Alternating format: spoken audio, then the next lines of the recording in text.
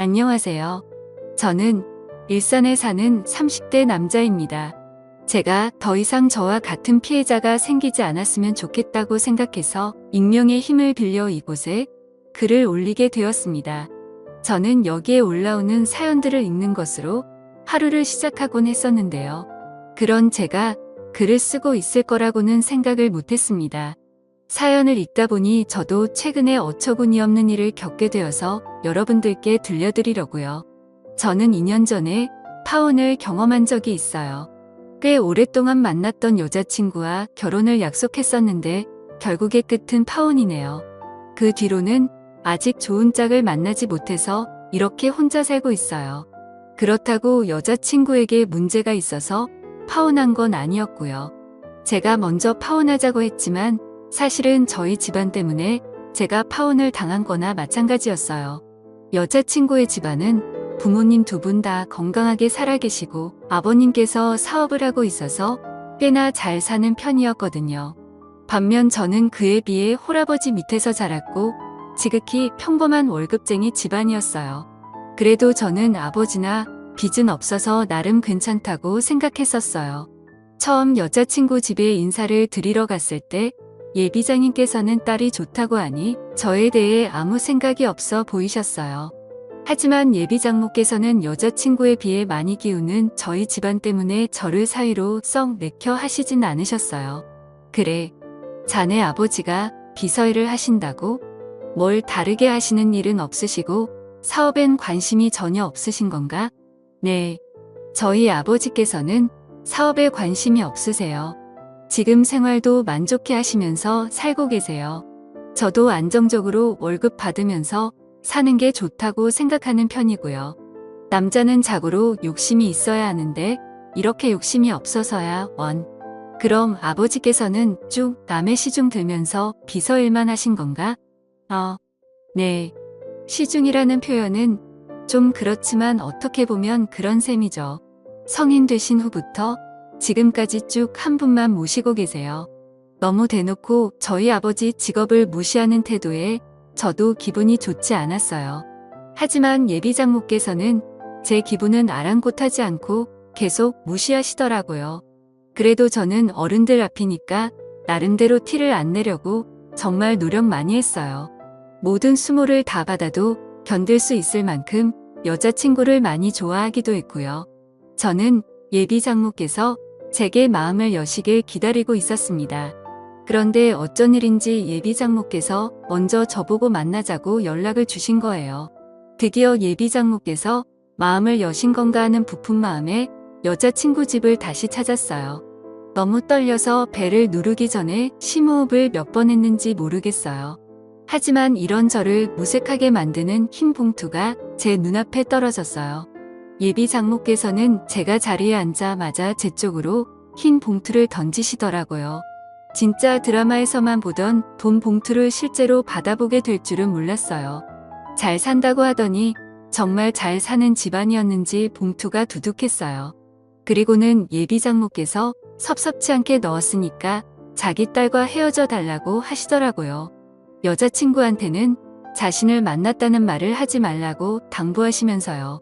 어쩜 드라마랑 이렇게 똑같은지 순간 전원 버튼이 어디 있는지 찾을 뻔했다니까요. 저는 돈 필요 없다고 말하면서 봉투를 그대로 두고 여자친구 집에서 나왔습니다. 이별은 원래 만나서 해야 하는데 만날 기분이 전혀 나지 않아서 집 가는 길에 전화로 여자친구한테 이별을 통보했어요. 주연아, 우리 오늘 만나기로 했었잖아. 미안한데 일이 생겨서 못 만날 것 같아. 그리고 이것도 만나서 얘기하려고 했는데 도저히 만날 기분이 아니라서 우리 이제 그만하자. 그만하자니 오빠. 갑자기 그게 무슨 말이야. 헤어지자는 말 아니지? 우리가 왜 헤어져야 하는데 도대체 왜 그러는 건데. 나 방금 너네 어머니 만났어. 나한테 돈 봉투 던지면서 너랑 그만 만나러 가더라.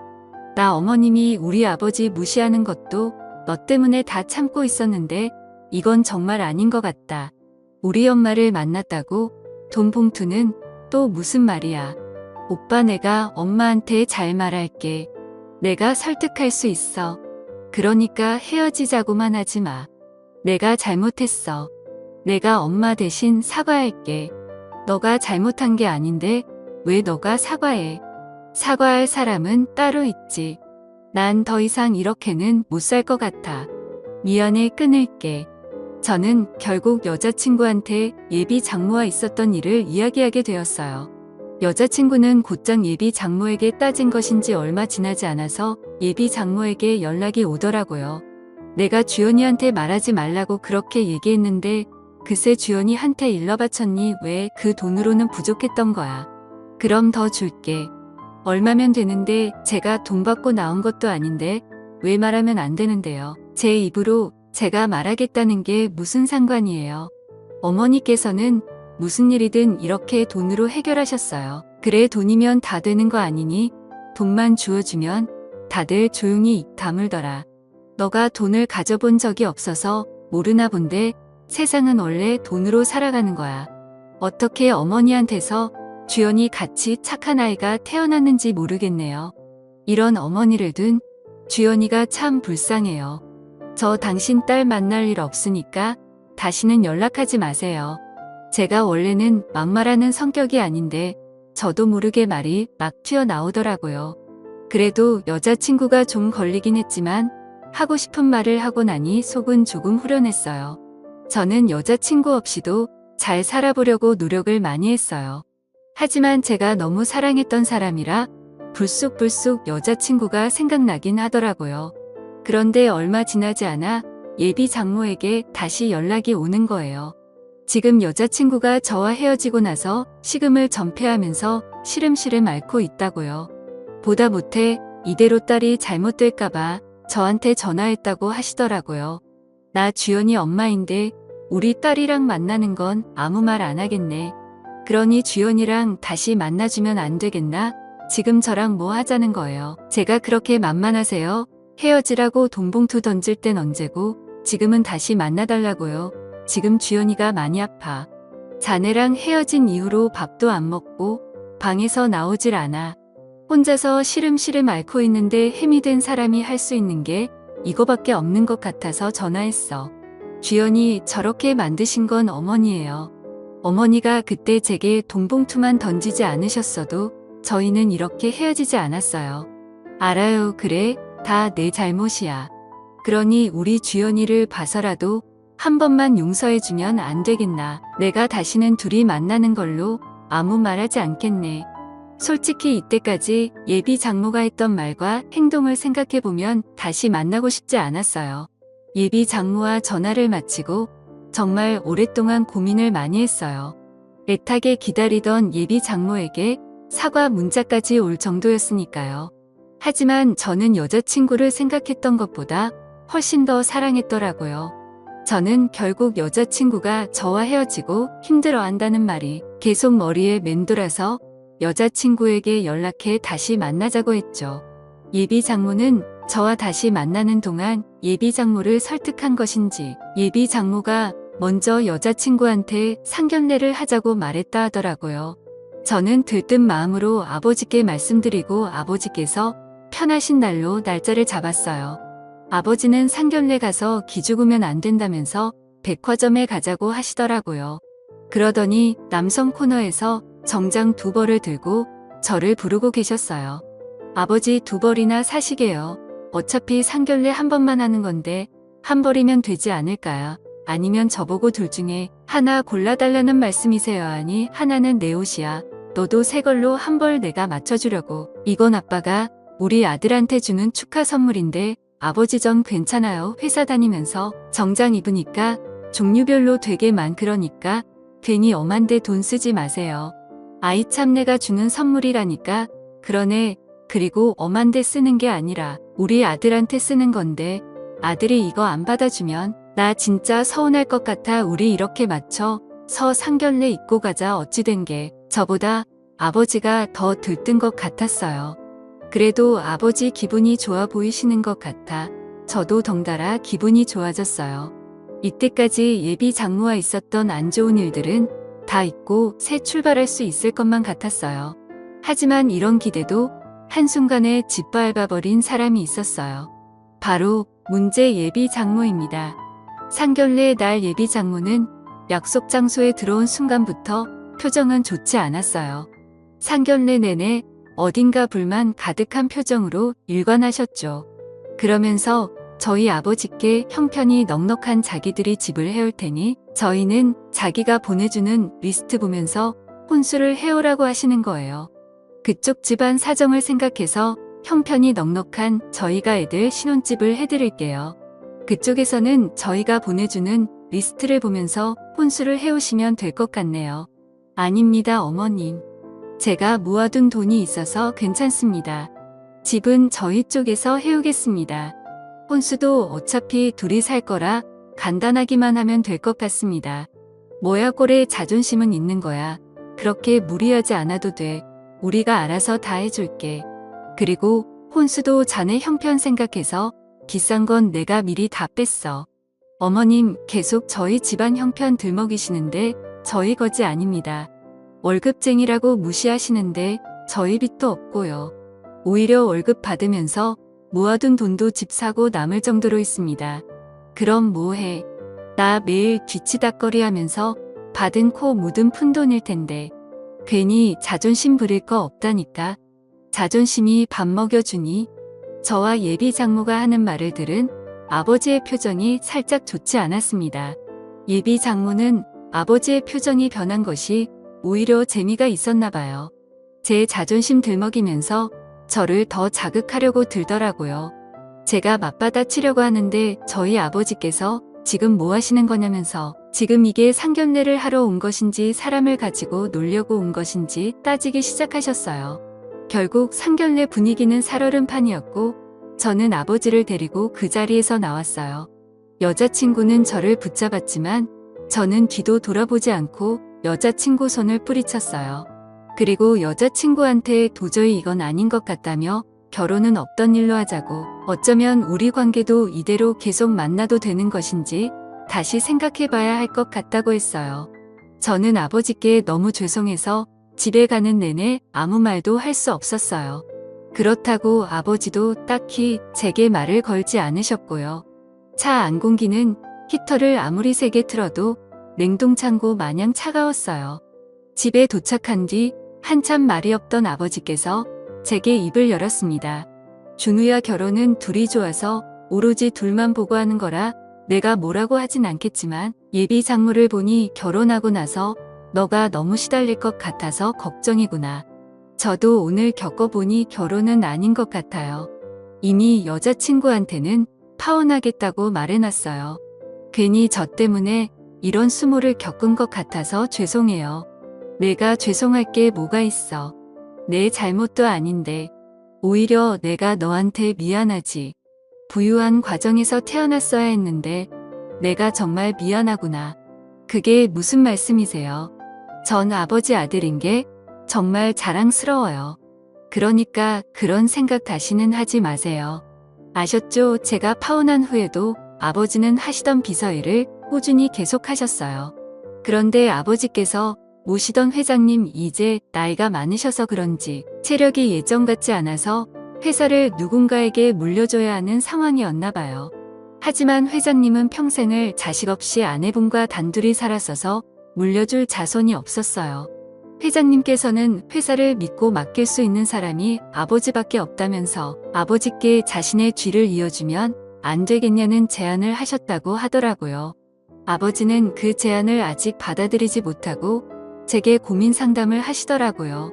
그런데 그 회사는 아버지 인생의 절반을 바친 회사 아니에요. 회장님 옆에 있으면서 보고 배운 아버지가 회사를 제일 잘할 거 아니에요. 그렇긴 하지.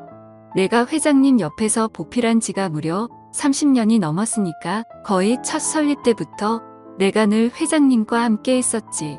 그러니까요. 회장님만큼이나 회사를 잘하는 직원은 아버지밖에 안 계실 거예요. 그러니 회장님도 아버지께 믿고 회사를 맡기시려는 게 아니겠어요. 천천히 잘 생각해 보세요.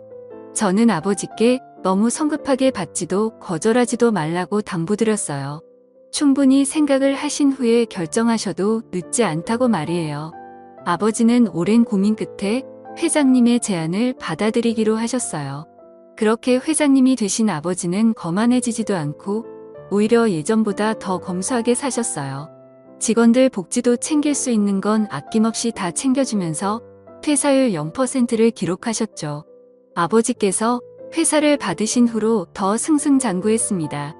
가끔 전 회장님께서 놀러 오시면 흡족해하면서 역시 자신이 사람을 잘 봤다며 칭찬해 주시고 나셨어요. 그러다 아버지는 회사에서 예상치 못한 사람을 발견하게 되었어요. 그건 바로 저의 전 예비장인이었는데요. 로비에서 시끄러운 소리가 들리는 것 같아서 아버지께서 가던 길을 멈추고 고개를 돌리셨대요. 그런데 예비장인이 로비에서 회장님 좀 만나게 해달라면서 애원하고 있었다고 하더라고요. 그래서 아버지께서 무슨 일인가 싶어서 그쪽으로 다가가셨대요. 도대체 무슨 일이시길래 여기서 이렇게 시끄럽게 소란을 피우십니까? 하실 말씀이 뭔지 저한테 한번 말해 보시겠어요? 혹시 회장님 어디 계신지 아십니까? 이게 비서한테 할 말은 아니고 급히 중요하게 회장님께 직접 해야 할 말이 있어서 그럽니다. 네. 급히 중요하게 저한테 말씀하세요. 제가 바로 이 회사 회장 되는 사람입니다. 그래서 할 말이 무엇인가요? 저도 바쁘니 얼른 들어가 봐야 하는데 당신이 회장이라고요? 거짓말 치지 마세요. 빚으라는 거 뻔히 아는데 어떻게 당신이 이 회사 회장이란 말이에요. 이분이 저희 회사 회장님 맞으십니다. 제가 여기 계신 회장님 비서고요. 혹시 자리가 불편하시면 위층 회장실로 안내해드리겠습니다. 아, 그러면 다름이 아니라 저희 회사 투자권으로 계약한 게 있었는데 이번에 계약이 만료되면서 재계약이 불발됐습니다. 그래서 제가 직접 회장님을 만나 뵙고자 이렇게 찾아오게 되었습니다. 아, 그래요? 저는 처음 듣는 일인데 일단 알겠습니다. 서류 잘 검토해 보도록 하죠. 그럼 사장님께서는 이만 돌아가 주시면 감사하겠네요. 예비장인은 제 차 잘 봐달라면서 인사하고 돌아가셨다고 하더라고요. 아버지께서는 모든 일을 혼자 결정하지 않으셨던 분이시라 이번에도 제게 의논을 하시더라고요. 아들아, 내가 어떻게 해야 하는 걸까? 지난 날은 다 잊고 재계약을 해줘야 하는 것일까? 아니면 그냥 이대로 모른 척 해야 하는 걸까? 아버지, 절대 재계약 해주지 마세요. 어차피 두 번 다시 볼 사람들 아니에요. 뭘 망설이세요? 그냥 아무것도 해주지 마세요. 하지만 내가 투자를 해주지 않는다면 그 회사는 망하게 될 것이야. 우리 회사가 제법 많이 투자를 해주고 있었더라고. 이제껏 저희한테 했던 말과 행동들 기억 안 나세요? 그 집안에 당한 것들 벌써 잊으신 거냐고요. 저는 절대 반대예요. 아버지는 저의 완강한 반대에도 생계가 달려있다 보니 많이 망설이는 눈치셨어요. 저는 결국 아버지께 며칠만 더 고민해보라고 말하고 방으로 들어갔어요. 하지만 예비장인에게 들은 것인지 그걸 못 참고 다음날 예비장모가 아버지를 찾아왔다고 하더라고요. 그러더니 사람들이 보든 말든 무릎부터 꿇고 사정하기 시작했다고 해요. 사돈, 우리 사돈 될 뻔한 사이잖아요. 그러니까 저희 한 번만 도와주세요. 이번에 계약 못하면 저희 회사 진짜 망해요. 직원들 월급도 줘야 하는데 제발 살려주세요. 일단 제가 서류 잘 검토해 보도록 하겠습니다. 그러니 이만 돌아가세요. 지금 사람들 다 보고 있습니다. 사돈께서 약속하시기 전까지는 저는 한 발자국도 못 갑니다. 사돈도 힘들게 살아와서 아실 것 아닙니까? 지금 누구보다 저의 심정 아실 것 아니에요. 죄송하지만 전 힘들게 살아온 적이 없습니다. 누가 보면 저희가 가난뱅이였는 줄 알겠어요. 단지 월급쟁이라서 힘들게 살았을 거라고 생각하십니까? 지금 힘들어 보이시는 건 그쪽인 것 같네요. 사돈 그쪽이라니요. 아무리 제가 지금 사돈 바짓가랑이를 잡고 빌고 있다지만 말 정말 섭섭하게 하시네요. 그쪽이 뭡니까? 그쪽이 제가 그쪽이라고 하니까 섭섭하세요. 제가 비서일 한다고 했을 때 이미 그쪽으로 호칭 정리 끝난 것 아니? 없나요? 정말 변하신 게 하나도 없으시네요. 아버지는 솔직히 예비 장모께서 사람 다 보는 앞에서 무릎을 꿇길래 순간 마음이 약해지셨다고 해요. 하지만 제가 했던 말이 떠오르면서 그때의 수모가 생각나는, 동시에 변하지 않는 예비장모의 태도가 아버지 마음을 돌리는데 한몫한 것 같았어요. 울면서 빌어도 모자랄 판에 저렇게 목에 핏대 세우면서 따지고 들고 있으니 돈으로 흥한 자 돈으로 망하게 만들고 싶다는 생각이 들었다고 하더라고요. 그래서 결론은 아버지께서 재계약을 하지 않으셨다고 합니다. 투자를 받지 못한 예비장인의 회사는 그렇게 직원 월급도 못 주고 망하게 되었다고 하더라고요. 아버지도 자신이 그렇게 독한 면이 있었는지 몰랐다고 하더라고요. 저는 예비장인이 그렇게 된 것이 아버지 탓이 아니니까 너무 개의치 말라고 했어요. 이렇게까지 된 건 다 자기들 업이 아니겠어요. 뿌린 대로 거둔다는 말이 있잖아요. 예비장인 장모가 뿌린 씨가 딱 그 정도라는 거예요. 인생이 어떻게 흘러갈지는 한 치 앞도 알 수 없는 거예요. 저희 아버지처럼 한순간에 대박이 날 수도 있는 것이고 예비장인 장모처럼 한순간에 쪽박을 찰 수도 있는 것이죠. 여러분들은 남을 무시하지 말고 서로의 가치를 인정해 주셨으면 좋겠어요. 그렇다면 언젠간 기적이라는 것이 일어날 수도 있답니다. 지금까지 저의 이야기를 들어주셔서 감사해요. 모든 여러분들 행복하세요.